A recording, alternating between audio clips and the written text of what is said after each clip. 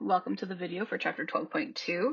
So chapter 12.2 is kind of a small lecture, but it's pretty important. We're going to talk a little bit more about virus structure and the different types of shapes that we see in viruses. So a little bit of viral diversity. So before we dive into this lecture, let's do a review question. So review question number 1 says, which of the following is not a reason why antiviral agents are hard to develop? So A, because virus genomes are so small, there are relatively few molecules that can be used as drug targets. B, antiviral agents usually have severe side effects because viral replication involves many host cell processes. C, to destroy the virus, the host cell must also be destroyed. D, drug-resistant strains develop rapidly because viruses mutate quickly within the host. Okay, so take a minute, pause the video, and flip through your notes and see if you can figure out the answer.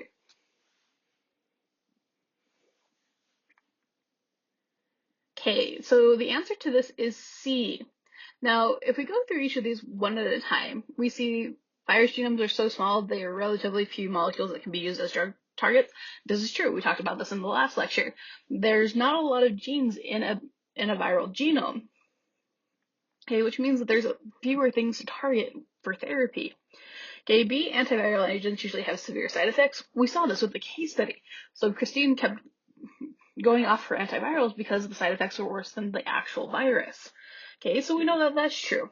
And we know that a lot of that was because that the antivirals are going to target these viral replication processes. Now D, drug-resistant strains develop rapidly because viruses mutate quickly within the host. This is also true. Okay, so C is true some of the time. Okay, so sometimes the virus is going to destroy the host cell, but this does not always happen. So this is one of those tricky questions that, which one's the best answer? So C doesn't happen all the time, so C is the correct answer here. Okay, so chapter 12.2, all about viral structure and diversity. Our objectives for this section are you're going to be able to describe the different types of viral structure. You're going to be able to explain the significance of a viral genome size. And you will be able to explain why viruses evolve so quickly. Okay, so one of the things about viruses that I particularly enjoyed when I was learning about them is there's not a lot of pieces to them. There's not a lot of parts. They're relatively simple. Okay, they consist of 3 main parts and maybe some extras thrown in. Okay, so all viruses have a genome. Okay, it can be RNA or DNA. We've talked about this quite a bit. They're going to have that protein jacket that surrounds and protects their genome. Okay, so this is what was called the capsid. Okay, we're going to have some, not all viruses, but some viruses have an envelope. Okay, so they're going to take a layer of the host cell membrane and use it as a protection from the host's immune system. Okay, so some viruses have this envelope. Now, some viruses have things like spike proteins that they're going to express on the outside of the virus. So even the viruses that have an envelope, they'll put these spike proteins on the outside as well. Because what's going to happen is these spike proteins are going to be what allows that virus to bind to the host cell and trick it into letting it in. Okay, so we're going to talk about bacteriophages. They have their sheath that allows them to inject their viral genome into bacteria. So there's some differences, but there's a lot of things that are a lot the same when it comes to viruses. Okay, so what I want to talk about next is virus structure, specifically the capsid and the envelope. One of our most common virus shapes, the shape that the structure takes of the capsid, is what we call an icosahedral. So an icosahedron is what we call a polyhedron. So it's going to be a kind of spherical shape, but it's going to have 20 triangular faces on the outside. Now, if you play D&D, Dungeons and Dragons, you're more familiar with this as a D20 die. Okay, so it's going to have these 20 faces. Now, this is actually really important because all icosahedral capsids have a very specific type of symmetry. So it's called radial symmetry. Now, if you have learned about symmetry, you've probably talked about starfish. Starfish also have a radial symmetry. So it's going to be symmetrical from the center on the way out, as we can see in this structure right here. So we can see the radial symmetry, so we can divide this up. Okay, so we get these triangular shapes. Now, these icosahedral capsids are actually really important because the way that this shape is formed, so the geometric construction of this virus, happens because the viral genome codes proteins with very specific shapes. So you have to have a very specific protein shape in order to get an icosahedral. Okay, and because viral genomes, especially RNA genomes, are very all about being small and compact, they're going to have genes that repeat this protein, encode for this protein over and over and over again. Okay, so this is why we get these 20 triangular faces, and it's going to arrange themselves into this very specific shape. Now,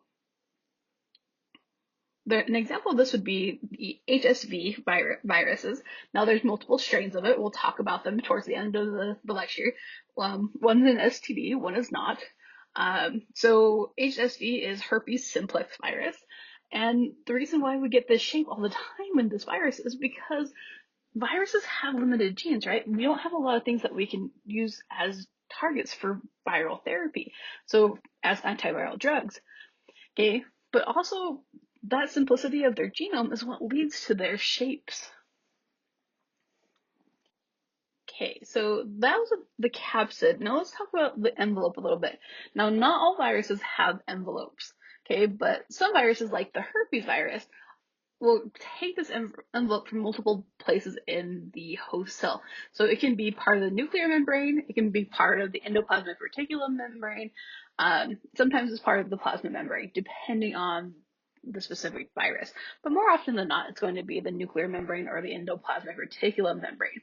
Okay, so these envelopes are going to have these spike proteins. These are specific to the viruses, like the spike protein on COVID-19 that we use as the target in the vaccine. Okay, so what's going to happen is you're going to make these spike proteins and they're going to push them through the membrane, so they're expressed on the outside of the virus. Okay, these spike proteins are then going to allow them to bind to host cells. Okay, and it's also the part that our immune system is going to recognize once we have had an infection with that virus. But also, and this goes back to the fact that that viral genomes are really small, is we get a lot of mutations that happen very quickly with these spike proteins. So while you can get an infection with one strain and your immune system's going to recognize it, you can get infected with a different strain and it's going to be significantly different enough that your immune system's not going to be able to recognize it immediately. Okay, so that's the envelope. Now, when we're talking about viral structure, we have to talk about my favorite. We have to talk about the bacteriophages. Now, the bacteriophages are a little bit more complex. There's a few more parts than most viruses. We still have our icosahedral shape. So our capsid, our head of our bacteriophage, is going to be the icosahedral D20 dye shaped capsid.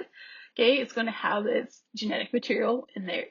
But the thing is, there's going to be an extra portion to this. So it's not just the capsid anymore.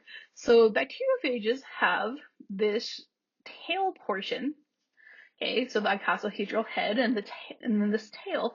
This tail is going to be made of a sheath.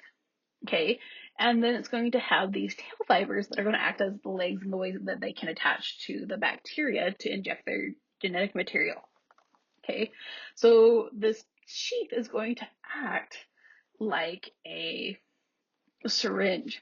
Okay, so the genome in this icosahedral capsid is under quite a bit of pressure.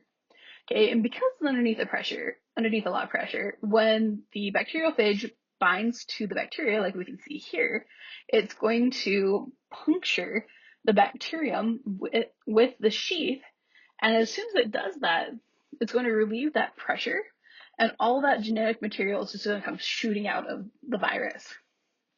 Okay, so that's how they can inject their genetic material into their host. Now, this is specific specific type of bacteriophage. This is what we call a T4. Sometimes it's lovingly referred to as the lunar lander bacteriophage because it kind of looks like a lunar lander. There's a few different types of bacteriophage shapes. This is the most common one that we see in microbiology, but we're not going to really go over the shapes for those in this class. Okay, so when it comes to virus structure, we need to circle back around to the genome again. Okay, specifically, how big are virus genomes? Are they really big? Are they really small? Well, the answer depends on the type of virus it is. Now, between viruses and DNA viruses, RNA viruses are always going to have the smaller genome. Okay, they're always smaller. So DNA viruses, while larger than RNA viruses, they comparatively are still small to say like a bacterial viral genome size. Remember, bacterial genomes are about 2 to 5 million base pairs. Um, RNA genomes are around the 2,000, 2,500 to about 15,000 base pair range, while DNA viruses can range up to 150,000 base pairs. So they dramatic difference in size. Now, we need to talk about RNA viruses specifically because RNA viruses are interesting. Not only do they have small genomes, they have very high mutation rates. Now, if you remember back to when we talked about nucleic acids in general, we talked about the stability of RNA versus DNA.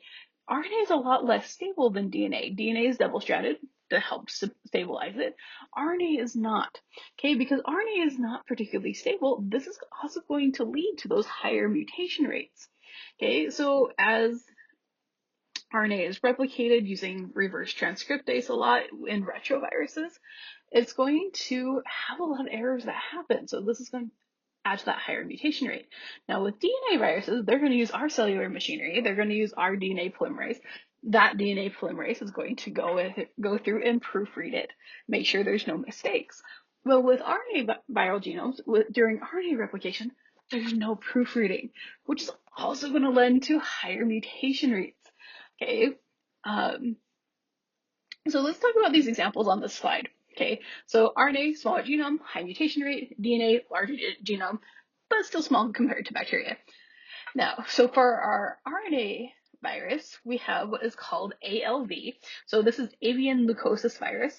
Now, avian leukosis virus is a very small genome. Okay, so it has about 7.2 thousand base pairs. Okay, so 7,200 RNA bases long. It's only 9 genes, right? So we have 1, 2, 3, 4, 5, 6, 7, 8, 9. Now, you might be asking, what does ALV do? Well, avian is bird, right? Whenever you see AVs or avian, this means it's going to affect birds. Now, avian leukosis virus is very interesting because it causes cancer in chickens sometimes when the chickens get infected with it. It's kind of sad, actually. They grow pretty big tumors because of it. Now, ALV is an example of one that mutates highly in a very short period of time. Now, we can look at a DNA virus such as HSV, so herpes simplex virus. So herpes simplex virus is around 150,000 base pairs. Okay, so it's about the same size as the plasmids we were talking about for bacteria. Okay, one of the things about HSV is even though it's bigger, it still has very few genes. But the scary thing about HSV, especially HSV1, which is the one that is pictured here in this example, HSV can actually lay dormant inside of human host cells for a long time and not show itself. Okay, you're probably more familiar with HSV because we know it as cold sores. Okay, so this is the virus that causes those around your mouth. Okay, there is other HSV viruses. One is an STD, but we'll talk about that here in just a second. Okay, so now that we've kind of talked about the structure of viruses, we've talked about its genome size, we need to keep going with this rapid mutation thing because this is actually really important. So even though we classify viruses as non-living, they can still go through evolution. They can still change. Now, one of the reasons we have a lot of diversity in viruses is because of this evolution. Now, when we talk about viral evolution, we need to talk about antigenic drift. Okay, so antigenic drift literally means rapid mutations, or the accumulation of a lot of mutations over a period of time. Okay, I'm going to put a caveat here. We need to be very careful. We're learning about antigenic drift in this lecture, and in one of the next lectures, we're going to learn about antigenic shift. Two different things. Okay, so antigenic drift, this is the rapid mutation or the buildup of mutations over a short period of time. This is caused mainly because viruses replicate very quickly, and they replicate in large amounts.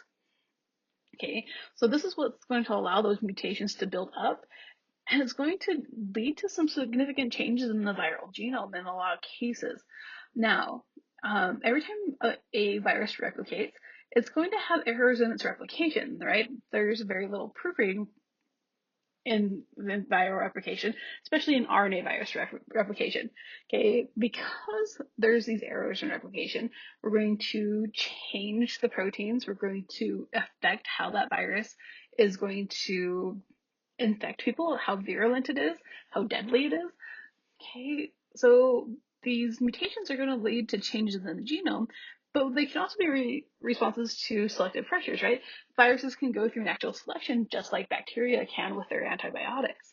Now, we see a lot of new strains happen for a lot of viruses over certain periods of time. Like the influenza virus, we see lots of changes in its genome, and we see a lot of new strains every year because of it. But one of the really terrible things that happen when viruses evolve like this and change their genome, this is going to change those proteins that they use. And if we change the proteins, say like the spike protein on the outside of the envelope, well, those spike proteins are usually what our immune system are going to recognize in order to target that virus and get rid of it. Okay? And if we have a change in the spike protein, well, the antibodies that we built when we were previously infected with this virus are no longer going to work. Okay, we see this a lot with influenza virus. So when you get the flu every year, you can get the flu multiple times because of this antigenic drift, the fact that it's rapidly changing over a small period of time due to lots of mutations happening. And we've seen this with COVID-19, right? We've gone through so many different strains, so many different variants of COVID-19. We had Delta, we had AB, we had Omicron. Okay, this all happens because of antigenic drift. Okay, so one of the things you might be asking yourself is, well, can we cut down on antigenic drift?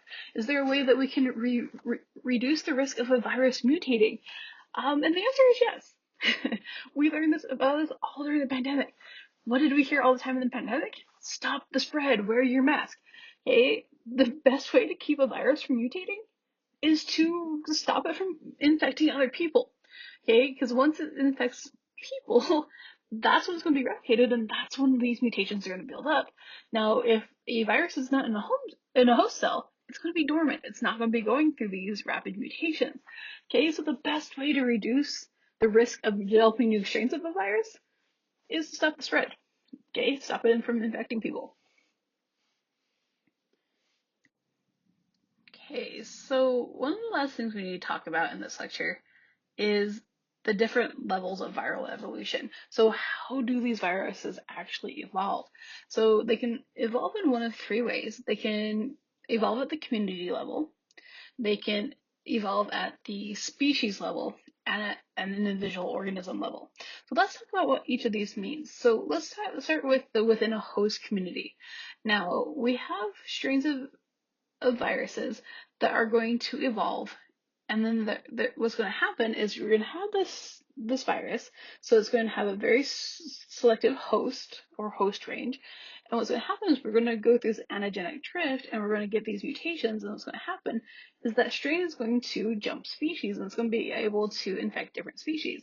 So an example of this would be equine herpes. Okay, so herpes in horses, and marine herpes, which is herpes in mice. Now, back in the evolution of both of these strains, they were the same virus. And so what they did is they started to go through these rapid mutations, this antigenic drift. And what happened is we got the start of two new strains and are very separate types of viruses and have very specific species that they infect. So this would be an example of evolution at the host community level. Now, the next level is within a viral species population. So that virus can evolve into different strains that are going to vary in both infectivity, so how well it spreads, and virulence, so how much damage it's going to do. We saw this with COVID, right? COVID-19 was always evolving. So some strains of COVID, okay, some variants, weren't as infectious or as virulent as others, while others like Delta and Omicron were exceedingly more virulent and infectious. So they were worse than the original strain. Okay, we see this happen a lot with a lot of different viruses. Now, when this level of evolution happens at the species level, we can get these strains to be similar and cause diseases that are similar to each other, or they're going to cause diseases that are very different from each other. So an example of viral species evolution at the population level where they're similar would be the SHV strains. Okay, so herpes simplex virus 1 and herpes simplex virus 2 are very similar to each other. Okay, so both type 1 and type 2 are going to cause an infection that is what we refer to as herpes. Now they're going to affect different tissues. Okay, so SHV1, if you remember from a previous slide, is going to be the herpes that causes cold sores. Okay, it spreads mostly by oral contact, so like kissing. Okay, and it's going to cause infections in or around the mouth. Okay, fun fact, most human adults are infected with HSV1. And one of the things about it and why we don't see cold sores in all adults is because HSV1 can lay dormant in the host cell, and sometimes it actually never expresses itself. There's some adults that never get cold sores. Now, we have on record in the medical field times of stress and different selective pressures, let's call them. So different things are going to trigger this virus coming out of dormancy. We don't really know. We do see stress being one of them, but there's going to be some adults that are going to carry the virus but never see any symptoms of that virus. Now, type 2, this is our STD version of herpes, so it's more often referred to as genital herpes, and it's all spread by sexual contact, so different fluids. Okay, so these are going to cause very similar things to each other, so similar types of sores, but they're going to infect different tissues, so they're very similar to each other. Now, we have some virus species that were similar at the beginning, but now have evolved to be completely different viruses. So one of them is varicella. Now, we know varicella more commonly as the chickenpox. Now, you guys are young enough that you guys have probably all have had the varicella vaccine, which means that you've never had the joy of chickenpox. Lucky ducks. It's still one of those things that is imprinted on my mind from my childhood. Now, it's interesting because when I was a kid, if a kid in your neighborhood got the chickenpox, the moms in the neighborhood would organize chickenpox parties. Okay, and all the kids were brought to the kid's house that had chickenpox, and we would play with them. And our moms would do this in the hopes that we would get chickenpox, because once you got it once, you never got it again. So you had immunity once you got it. It's awful, guys. I still very vividly remember how itchy I was. Like, I was never the kid that had like the oven mitts taped to their hands, but I was close. So lucky you don't have to experience the pain of chickenpox parties and having chickenpox. So there's a virus called cytomegalovirus that used to be very similar to the varicella, but now is a completely different virus, has completely different symptoms. Okay, expresses itself completely differently. You don't get the red itchy bumps like you do with chickenpox. Okay, so our third level of viral evolution is going to be in the individual organism. So what this means is that you can be infected with a virus and it can evolve when you're infected with it. Okay, there are several different viruses that go through this. In fact, we've had on record some viruses that you're undergoing treatment for, and they're going to actually evolve enough that they become resistant to the therapeutic agents that are being used to treat them. And some examples of evolution at this level would be something like hepatitis C and HIV. Okay, they both can evolve in an individual organism to infect different tissues within that host. So HIV can start to infect your T cells. That's where it's going to start. But then it can evolve and go to different tissues. We see this with hepatitis C too. So hepatitis C is going to mostly infect the liver, but we can see it infect other tissues around that liver as well.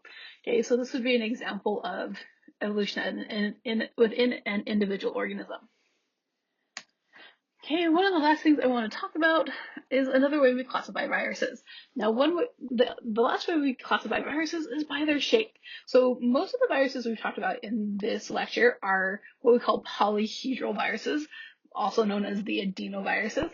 They are going to be everything from pink eye to pneumonia, and they're all going to have this D20 icosahedral dye shape. Okay, we also have helical viruses. Okay, so they kind of look like the sheath on the bacteriophage, but that's all they are. There's a very famous helical virus. It's called tobacco mosaic virus. It's actually the first virus that we recognized as a virus. It only affects tobacco plants and tomato plants, by the way. And it's going to cause a yellow spots and disease in the plant.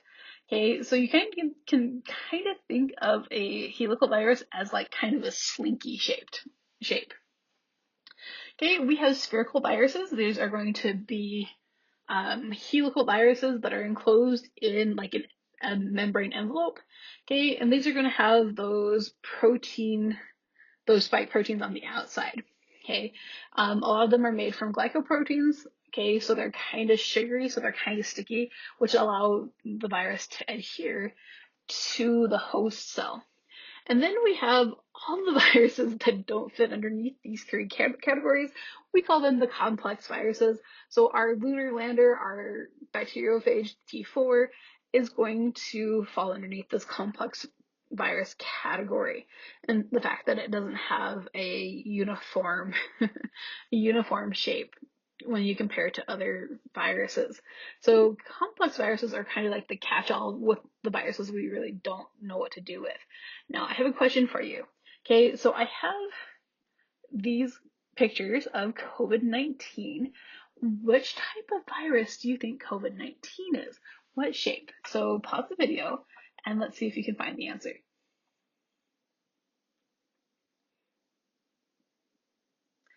Now, if you read the slide, it does give you the answer. All the different types of coronaviruses, so like COVID-19, are spherical viruses. Okay, they're going to have the spike protein on the outside, which is pretty cool. So this is not something that's mentioned in our book, but I think it's something that's important, especially if you decide to go on into healthcare and you start going into immunology and virology and those classes, because this is going to be something that comes up again. Okay, so that is 12.2. That's all about viral structure and diversity. So we'll see you again in chapter 12.3.